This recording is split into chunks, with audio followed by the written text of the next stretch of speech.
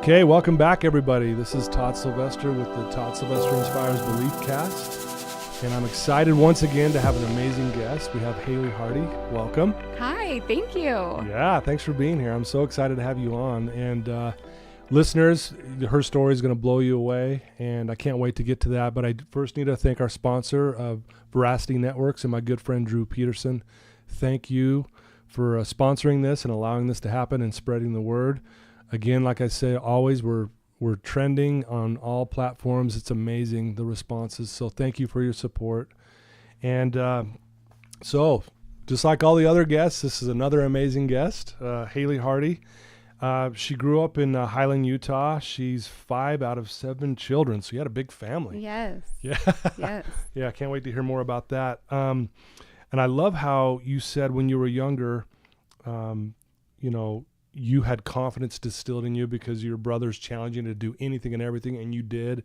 And it kind of built this neural pathway of confidence in your life. Yes.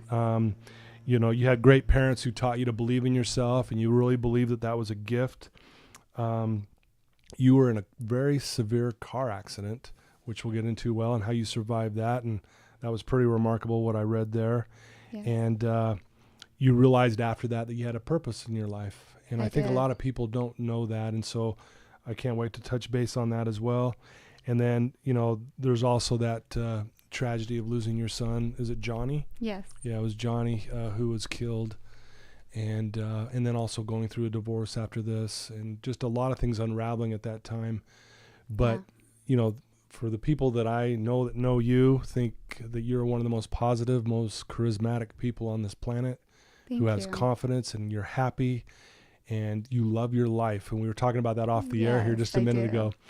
You do. You love your life. And so we're going to get into all that. So folks, buckle up. This is going to be amazing. So thank you. Yeah. Thanks for having me today. Absolutely. So tell us, just give us a little background, like where you grew up and about, that large family you were a part of. Yeah. Like Todd said, I grew up in Highland, Utah. So it was very farmland back then. Just grew up running around in ditches and fields and building tree huts, and I had a great childhood. There were 7 of us kids, so it was just like mom sent us off and told us to come home when we're hungry, Right. So we had a great neighborhood of friends and kids, and I was number 5, so my 2 siblings closest in age were just brothers just above me, and they were very adventurous, and nothing really stopped them. So I thought that was normal to just be fearless. And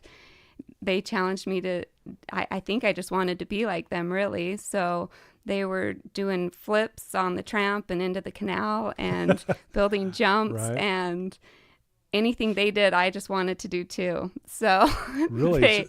No hesitation, just kind of followed along, or were they more pushing you along? I think they just had they just pushed me. They had this confidence in me. It wasn't even a question. They just, everything, they were like, well, yeah, you can do it. And so I didn't even question it. Right. I mean, still to this day, it's that way. Just last year they were competing in this challenge, this fitness challenge, Ninja Warrior course, and I showed up to watch them. They're very fit and athletic, and I went to cheer them on, and as soon as I get there, they're like, hey, there's not very many girls competing, you should do it. And I'm like, really? Okay, all right. and so I do it, but of course this time I fall off the thing and the metal swing conks me in the head, and I get this goose egg the size of a golf ball. But really? Anyways, it was just like that as a child. They just believed in me. It wasn't even a question. And I think that just really instilled in me a very just confidence in myself from a young age. Nothing stopped me. And I was also talking to my brother about my parents were very just let us be and explore and do. It didn't stop us and say, don't do that, you'll get hurt. She just let us be free and explore. And I think that also built just confidence. Right. I realized I could do things, and I think I also was born with a strong mind. that Right. nothing stopped me. Right. So did you feel that way even like when you're growing up at school with your friends and hanging around kids and stuff? Did you feel that confidence and that drive that I'm good and Yeah, I did. I had a lot of friends. I feel like I made friends easy, and like I said, I just felt like my childhood was good. I didn't really have right? worries or but yeah, I feel like I just had that confidence. So did your now I love what you're saying there. It's pretty rare that I hear this in the field that I'm in. Not that it's rare that people can't be happy and confident growing up. I think it happens a Yeah. lot. But did your parents specifically do something? Like, did they sit you down? Did they teach you on a weekly basis kind of thing? Or is it just more of their example and them letting you kind of do things on your own? Yeah, I'm not sure. Yeah, maybe example and just kind of giving the freedom Right. and like I said, I think some of some of it's a gift of my confidence and positivity. Everybody always said that growing up, how happy and optimistic I was. Mm-hmm. And I think I just had this strong mind of nothing was going to stop me. Right. You know, my siblings used to joke that anything Haley decides she wants to do, she's going to do it. Right. Wow. And it was kind of a joke that Sure. Haley will get what she wants. Yeah. But I think, you know, my parents called it strong-willed. I like to say I'm determined. Determined. Right. Yeah, I like that. But it's definitely helped me through my challenges Sure. throughout my life of just never giving up and continuing to going on. I love it. So what did you do like in high school? Were you involved in sports or activities? Yeah, Or what did you do? I think I was involved in everything growing up. I tried, you know, every sport, track and softball and soccer and very active. But in high school, I was a cheerleader and I loved that. I was Right. very involved and very active. Right. So, so you graduate from high school.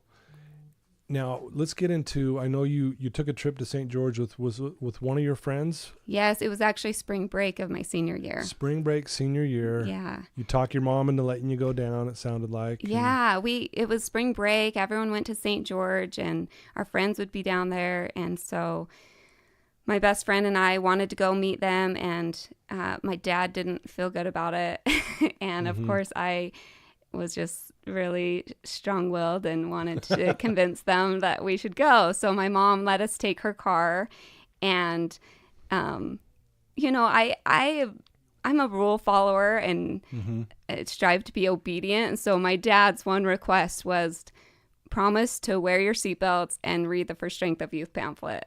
Okay. And so we did, and that ended up saving our lives because I ended up falling asleep on the drive home on the freeway and was in a major car accident. We rolled several times, landing upside down almost into oncoming traffic and hanging from our seatbelts. So lots of miracles involved, but they're, you know, the first guys on the scene just thought I was decapitated. Really, my head and hair were out the back window and the car was completely smashed. Wow. And they went around to get my friend out, and So your head was out the back window? Is that what you just that's said? what they said. It was just Wow. like when they came upon it, it was just this kind of scary, eerie scene. It was early in the morning because I was trying to get back for work that day. And so they ended up getting me out as well. And I had a collapsed lungs and a broken back and broken neck. And my parents ended up getting a phone call that I'd been life flighted up to the U, and they didn't know the severity of it until they got up there. And the doctor said, well, the good news is she has filling in her legs and arms, but she's going to have to be in a halo for 6 months to a year or whatever that was. And you know, I think they cried for me. They knew I'm a very active girl, and Right. I didn't even know what a halo was at the time. So what is a halo for those that may not know what it is? It's this big, they screw this thing into your head so that it's holding your head up. Okay, so you can't move So your you neck. can't move your neck. Oh, gotcha. Yeah. Wow. So lots of miracles though. And Did you know that you had been in a wreck, or did you wake up later in the hospital realizing what happened, kind of thing? Yeah, we were kind of in and out. Okay. I remember little pieces laying there waiting for the ambulance, and it was scary. Yeah. Right. And in the hospital, having the breathing tube and trying to rip that out because I couldn't breathe, and definitely remember it being scary. Right. But I didn't know the severity of what Was had happened. your friend also life-flighted as well? Or? She was as well, and she ended up being fine, and that was a miracle. And so talk about some of the miracles that because you didn't end up having to have the halo, if I recall. Is that correct? Yeah, so they ended up life-flighting me to the U, which there was this surgeon that had pioneered this surgery, and he was able to, a few days after I was in the hospital, he said, I can do this surgery. And he ended up, so I broke C1 and C2, the same bone as Christopher Reeves. Okay. And so mine was a spiral break. So he was able to, so a miracle that, people on the scene had just pulled me out of the car and I had this broken neck. So wow. He was able to do surgery and put a screw in my neck. It's about the size of a sheetrock screw. And, wow. And they put me in a neck brace, and I walked out of the hospital a week later. And, so a week after all that, you walked out of the hospital. Yeah. Which was a miracle. That is a miracle. I walked up on Sunday to get my Young Woman Award. My mom still jokes about that. With your neck brace on? With my neck brace on. So that didn't stop me, though. It was my senior year, and we had all our senior parties and trips, and so I just had a neck brace for it all. I went to all the dances and Lagoon Day and senior trip to Lake Powell because I just wanted to be part of the party with the friends. Yeah. Wow. That's awesome. Well, there's that determination coming in. Yes. Right? For sure. Wow. So you move on. You were going to go to, if I'm not mistaken, you were going to go to Dixie College. Yeah, my plan was to go and cheer at Dixie College. And after my accident, that wasn't going to happen anymore. Right. And I just remember looking at it as just a divine intervention, and that I wasn't supposed to go there. And that this happened for me to stay and go to college here. So I ended up just going to the college in Orem at UVU now. Right. And lived down in Provo with my best friend and some other friends, and went to college there. Okay. Yeah. What did you study when you were there? I studied health. Okay. So yeah, I ended up getting my bachelor degree there, and I ended up falling in love when I was really old and wise at age 20. Yeah. But yeah, 20. I met him and fell in love and got married, and I just wanted to be a mom my whole life. So I was so excited to just have kids, and that was my dream. That was what I wanted to be. Right. I went to college just because I knew that I felt that I needed to do that, even though didn't come easy to me. I had to study and work hard for that. Sure. But definitely getting married, and we wanted to have kids rather quickly. So we didn't wait too long, and I got pregnant. And so I ended up taking, 20 credits the last couple semesters so that I could finish my degree and be able to be home and be a mom. Be a mom. Wow. So I finished just a few weeks before I delivered him. Wow. Good timing, I guess, right there. Yeah. So, if we go back just a little bit, after the accident, and you go through this, was there a time, because you said you felt like you always felt happy and confident. Did you ever get depressed or down or anything like that after the accident? Did you ever feel? I don't think so. I just remember feeling, I think I was still, people have just told me that my whole life that I was happy and optimistic. and I just remember looking at that as just, this was what was meant to be for me. And it didn't take much for me to just accept that and go with that. Yeah. And you proved it by just getting involved and going to all the parties and doing everything else, right? Yeah. You didn't skip a beat. No. Yeah. No, I didn't. I would get teased all the time from all my friends would tap me on the shoulder and think that was funny for me to have to like circle all the way around. Yeah, you had to do this. Yes. And my graduation, I'm in Right. this cute dress and then Yeah. the neck brace. So, Well, the reason why I point that out is what a great example. Again, here you are going through something really, really traumatic, and just the way you handled it. yeah. And like you said, maybe it started when you were younger. You had this strong belief that you were confident, you believed in yourself, and you were happy. And Yeah. what a great example going through that, and your friends and family go, "Oh, look at her," Yeah, I think so. I mean, I definitely just love to live life to the fullest and just have fun with it. So I wanted to keep doing that. Right. Wow, that's awesome. So you get married, and let's talk about that. This is where things are going well and things are going great, and you got the love of your life, and Yes. you're going to be a mom, and you got school out of the way, and so Yeah. this is kind of you're living the fairy tale, like you said. Yes. So let's go from there and just kind of pick up from there. Okay. Yeah. So like I said, I had always envisioned getting married and having this big family and being a mom, and that was life, right? Yeah. I had a great childhood, like I said, and I look back now and think, wow, I had friends that went through really hard things, Right. and I had no idea what that was like. My parents were very loving, and my siblings and I had a lot of fun, and my friends. So when I got married, I met the love of my life, and he was my best friend, and we also had a lot of fun. And Right. then I have this beautiful baby boy, and life was good. Yeah. I loved it every day. I got to spend time with my little Johnny and Yeah. just live each day to the fullest with him. He was just a joy. He really was just happy and full of life. Everywhere we went, people were totally drawn to him, and his just smile and his big blue eyes. Right. He just would light up the room. Was he a lot like you in the sense of he was confident and happy and He was. just this he light, was. Yes, he was. He really just was full of life, and he was funny. Yeah. As just a little boy, he was funny, and he knew it. Yeah. So, Yeah. he really was perfect. I mean, we joked about it, but people just loved him. Anyone that babysat him or, too, was just like, he was just a joy to be around. Sure.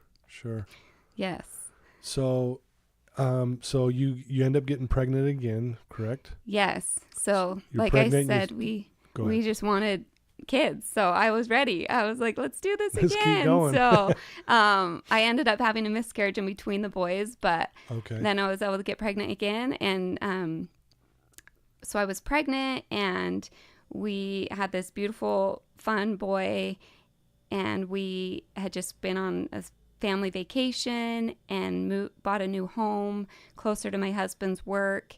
And we just felt like, it was this great home in this neighborhood, right. and we just planned to have a bunch of kids and raise our family here. Yeah. So life was just a dream. It really was just a fairy tale, and everything I had pictured it being. And I remember saying that just the night before. And then the next day, our world turned upside down, and we were at our house, and our sweet little 19-month-old boy was run over in our driveway. And we were both there, and this was just tragic, as you can imagine. Yeah. World just turned upside down. Yeah. So whatever you're comfortable with, can you just kind of describe that a little more detail around that? I mean, whatever you're comfortable with. Yeah. Just obviously just a tragic scene, and then maybe how you dealt with it afterwards and that kind of thing. Yeah. So it was so surreal. We were both there. Our dear friend was there and took us to the hospital, and it was just not long after that they pronounced him dead. And that was just horrific. So I just remember just holding him and being surrounded by just loved ones, and just very carried through that time.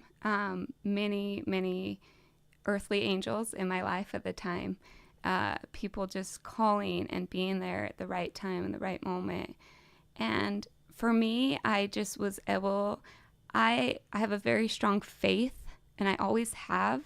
And I think that is a gift as well. Sure. And it has given me hope. And I've been able to see this situation as I know I'll be with him again. And being able to look at this as I now have my own personal guardian angel. And yeah, I've looked at the tender mercies that I've had leading up to this experience. I feel like God's hand was in all the little details with all the miracles of the family and every person that was able to spend time with him, and some family that hadn't even met him that was able to, and my time just with him before, and just all these wonderful memories that were so bright. right. And then after, just every day, just miracles of people showing up at just the right time or calling at just the right time. So I feel like I've been able to just see the blessings in my life, and to see this, turn this more into just have hope. Right. And I feel very grateful for that faith and that hope that I have, that has definitely been able to help me through this, Right. along with all the angels, like I said, in my life. Yeah, it's amazing when it's something like a tragic event like this happens, where you see people just literally come out of the woodworks to drop everything. And everything. you know, I have some really close friends who lost their boy as well, and to see everybody kind of rally around them, and just it's quite remarkable. Like you call them angels. Yeah, I mean, it's amazing. It is. I mean, You people know? always ask, like, how have you done it? And Right. and I really am like, it's not me. Like, I definitely was carried through that time, and I'm so grateful for those people. Right. Wow. Yeah. Well, thanks for letting us, hear a little part of that. And I mean, how hard that could have been for you guys, I can't even imagine. Yeah. Thanks. So, this happens, and you're obviously struggling with the loss of Johnny, and then you and your husband are left trying to figure this all out. Right. Yes. And so let's kind of get into that. I know, your husband obviously started struggling because of this, which, everyone hearing this can truly understand. Yes. So let's, if you don't mind, if we can talk a little bit about what happened there. Yeah. So just shortly after, I mean, I'm grieving, I'm pregnant, and my husband is, something's just off, right? And I didn't know what it was, and I never would have imagined this, but he had started using drugs to cope, and this was another tragedy, really. Sure. I had my best friend and this amazing person, and all of a sudden, he's doing this crazy stuff and lies, and so then we get wrapped up in that. And So he kept it hidden for a while, but you knew something was off. Yeah. You could just tell. Yeah. Something's wrong. Something even though was, it's beyond even the grieving part, something's off. Yes. Okay. Yes, I knew something was off, but like I said, I never would have imagined that it was using drugs. So I also had a brother that had used drugs and had grown up with that, and so it was just devastating to me when I found out. I found a bottle of pills, actually, is how I found out. Okay.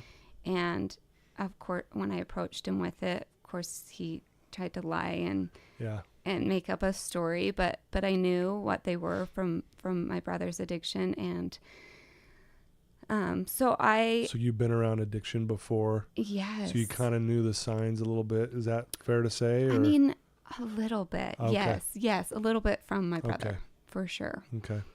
And so I feel like I was like, okay, let's I'm supportive. Let's figure this out and let's get you the help you need and let's just do this, right? my optimism. I was like, it's okay. Like we got this. Yeah. And that is not the way that it turned out, but I stuck with him and in and out of rehabs for a few years, and definitely was just a roller coaster.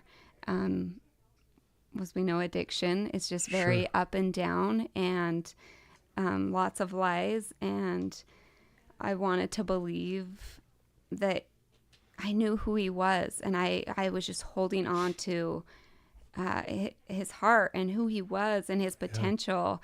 And that was so hard for me to let go of.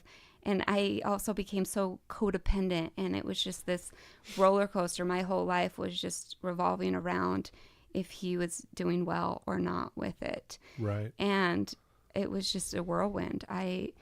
So you're dealing with this, plus the grieving of your, losing your son. Yes. And I have a baby pregnant. at this time. Oh, at this time now the baby's here. Yes. So I had the baby and then found out about the addiction. And his name's Sam. Sam. Okay. Yes. So Sam's now born, and now you're you have a lot you're dealing with in this moment.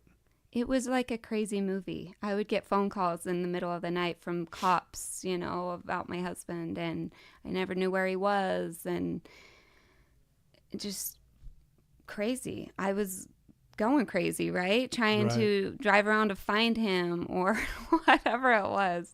Right. It was just this wild ride for sure. But I just wanted him to choose us. Right. Yeah.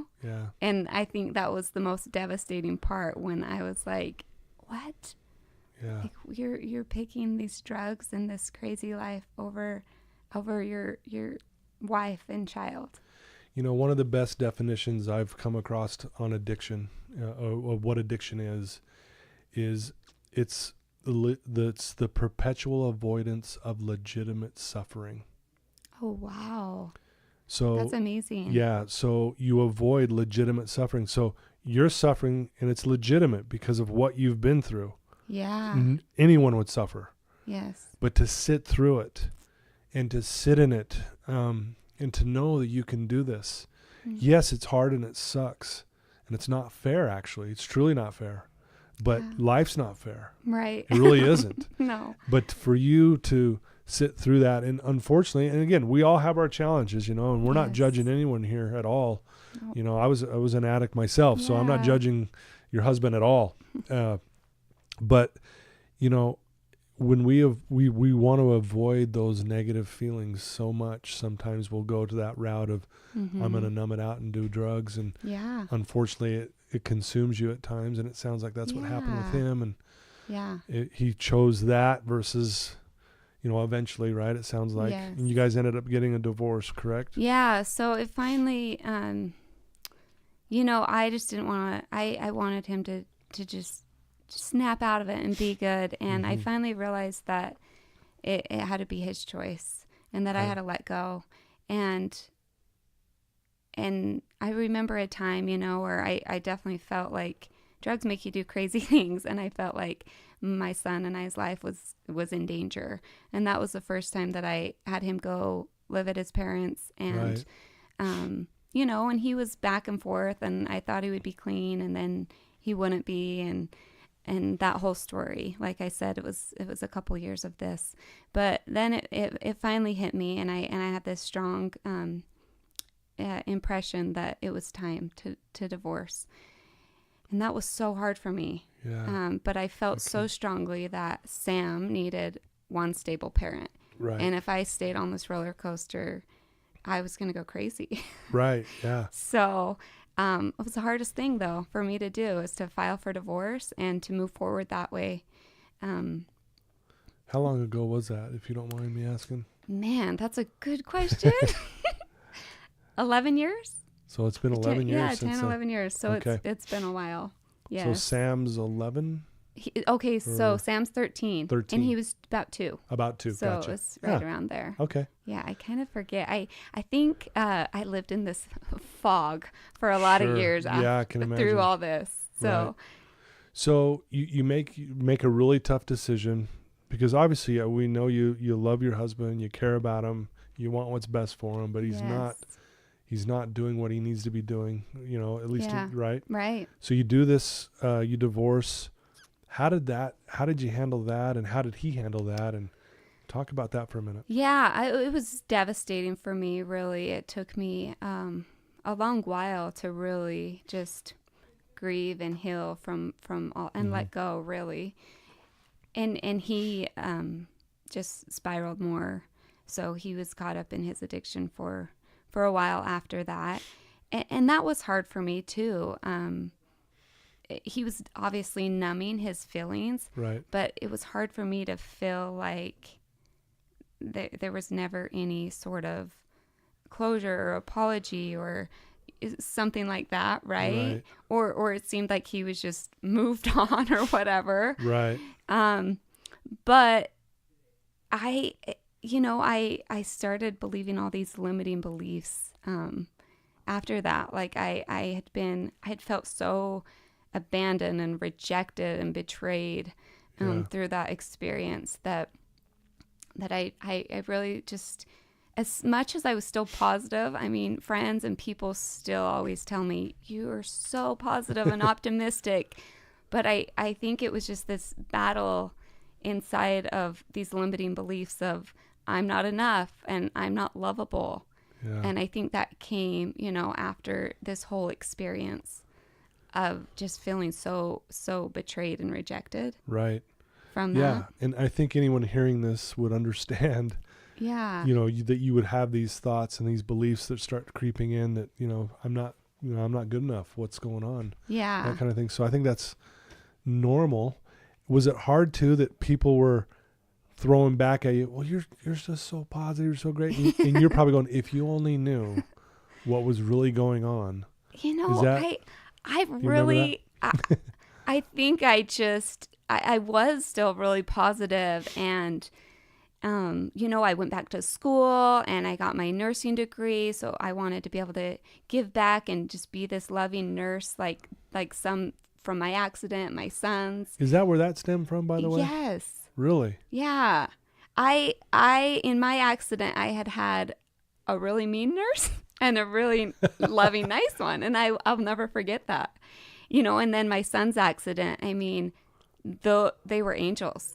Right. One of my best friends today, she's a nurse, and she was actually there with us, and they just totally impacted my life, right? Yeah. At such a critical time. Wow. So I knew I needed to go provide for my son as a single mom now, and that was what drove that. That's amazing. You could even say that mean nurse was actually a gift. That's right. I mean, truly. Yes. Yeah, life happens for us. Yes. I really believe that. I believe that too. And even though you're like, wow, this nurse is not very nice, what's going on? But how it made you maybe even go, you know what, I'm going to be one. I'm going to be the best nurse out there. Yeah. Kind of thing. Yeah. That's cool. I love that. Yeah. Yes. So you go back to school, and you're doing all these things, and just it sounds like you're just really trying to put your life together. And it's beautiful because I can see how your childhood beliefs are starting to help shape your behavior after going through all this. Yeah, I mean, I definitely am so grateful, like I said, for that faith and confidence and hope. I really do believe, like you said, life happens for us, and every experience is for our good, right? Right. You might not feel that in the moment, but yes. But eventually when you look back on it, it's like it was a good thing overall of where it propelled me. We wouldn't want that to happen again. No, I don't want to go through that again, but it has made me who I am, and helped me to be strong and brave and have these new beliefs. Sure. Right? Yeah. So anything else around that you'd want to share? Yeah, I mean, I just would say it was definitely a challenging, hard time having these, this rejection and devastating loss. But I just think that continuing on and having that determination and that hope that life can be better. Right. To be able to build that life. Right. That's awesome. That's I love that. And I love how you go back to being, become a nurse so you can help lift other people. Yeah. Right? That had to have been healing as well. Yes. I really that's why I say I love my life. I feel like every day I get to just be like a happy, bright face for my patients that I see and those in my life. Right. And I'm really grateful for that. Right. And that was something I think from my car accident as a youth, I knew that I had a purpose on this earth. I knew my life was saved and that I have something of purpose to being here. And I think that is definitely, been able to come to pass here as I can really just be able to be a light and help somebody's day. Well, you think about nurses, their purpose is to help comfort and to help kind of make light of a tragic situation. Yeah. And had you not gone through all this, you wouldn't be the nurse you are. You wouldn't be as good as you are as a nurse. Does that make sense? Thank you. I mean, you really wouldn't. I mean, I know you wouldn't want to lose your son again. No. I know that. But had you not gone through all of that, like you said, you found your purpose through all of this. Yeah. It's kind of trippy to think this, right. but wow. Kind of blows my mind as you're telling me the story. I'm connecting the dots in my own head here, going, whoa. I love it's amazing. It. Yeah. Yeah.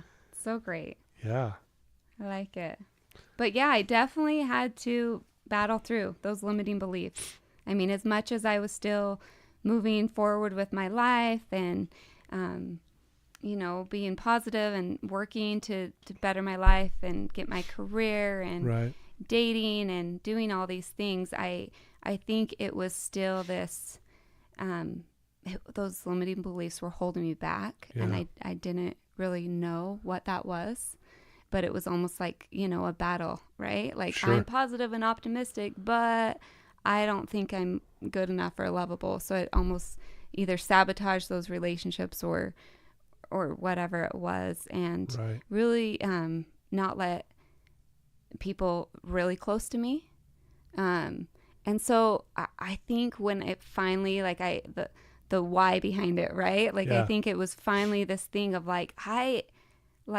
I'm such a lover. Like, I want to connect and be close to people. And I think that was really the push for me of therapy and mentors and really doing the work to be able to let go and release those limiting beliefs that were taking up so much space in my head. Yeah. I mean, our mind is so powerful and this muscle, right? And I think it was just, I had to really be able to do all that work to let go of those limiting beliefs, to free up all this space to rewire those neural pathways of that positivity and who I really was. Right.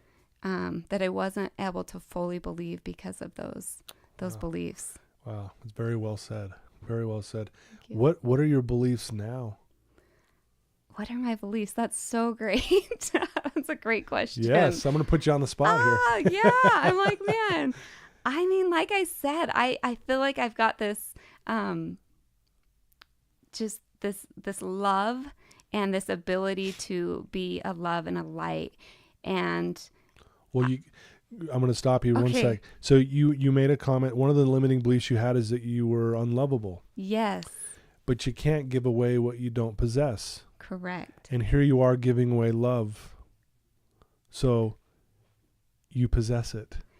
Thank you. And that is something I would say is until I really loved myself again, that that was when I was able to give the love and, Right. and be this light and the purpose that I feel like my life is for.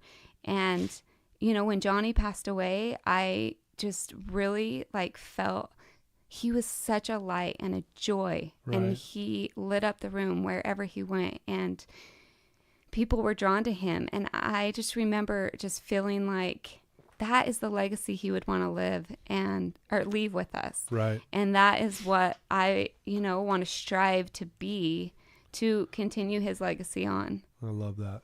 What a way to honor him, right? Yeah. I love that because it kind of chokes me up too, because I work with a lot of clients who have lost loved ones, you know, like yourself.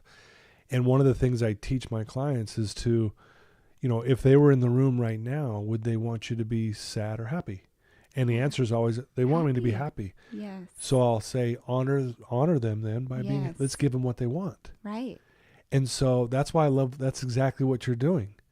And what a way to honor your son by, you know, like you said, helping perpetuate and you know, spread his legacy to everybody. I love that. Yeah, it's such a great thing. I mean, Yeah. that's what they would want. And Yeah. I mean, truly, that's our purpose of life, right? Is to Right. just love. Yeah. And you know, you mentioned you have this faith, you know, that you'll see him again. Yes. So that's got to be very, I guess, empowering. So empowering. And that's what's given me all of the hope to carry on. Because I know it. Yeah. So Yeah. it's just, and until then, I get him with me every day as my guardian angel. Yeah. And what a blessing that is. Yeah. I feel special. Yeah. Yeah. And I bet you've had moments where you know for a fact he's right there with you. Yes. Yeah. Yes. Yeah. What a neat thing. So great. So anything else around that we're missing that you'd like to share? Because that's what great. an amazing story, and Thank you. more amazing how you handle it. Thank you. You know, yeah, you had your, you know, your grieving and then those limiting beliefs, Yes. and Definitely anyone listening to this story challenges. totally gets it. Yeah. But to see where you're at now, so you've been a nurse for how long now? I mean, it's been about 5 years. So, Right on. yeah. That's great. Yeah, it's good. So if you could give some advice, you know, is there any advice that you could give someone out there who's may have lost a child or a loved one or even a spouse to addiction, or, Yeah. you know, what is there any advice you could give our listeners? You know, what I would say is just to love yourself and to trust yourself, believe in yourself. Right. I believe that we all have a light within us, Yeah. and our body and spirit knows truth. And that's something that I have learned, that like I've always known, but I think I fought that through years of Right. or not recognizing it.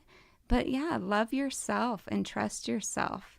And I think that that is what frees us to be able to love others and to really be and live our true purpose. Yeah. Wow. I love that. Great advice. I love what you said, how like our mind, body, and spirit, that it knows truth. Yes. And I'll tell you, you know, you talked about you love connecting with people, and one of the best Yes. ways is through love, right? Right. What a way to connect, but it's truth. Yes. It's you know, and, you know, there is no greater feeling than that, Yeah. honestly. It's you know. true.